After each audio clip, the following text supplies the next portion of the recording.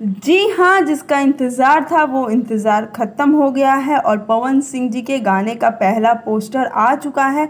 जी हाँ, पूरी रिपोर्ट लेकर आई हूँ कब आने वाला है गाना हमारे बीच और किसने गाने लिखा है, कौन है साथ में, तो पूरा वीडियो में साथ बनाए रखें। जी हाँ, गाने का नाम है काली मैया करिया। गाना आ रहा है पवन सिंह के भाई के चैनल माँ अम्बा फिल्म्स पे और इस गाने में पवन सिंह का साथ देने वाली है प्रियंका सिंह और इस गाने को लिखा है छोटू यादव ने।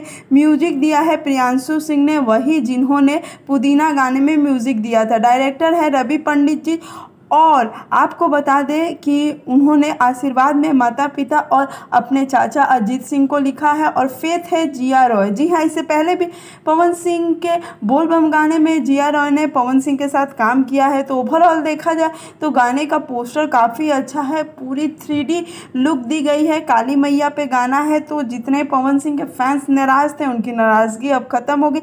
जल्द ही गाने का रिलीज डेट सामने आएगा, तब तक मैं आपसे विदा लेती हूँ।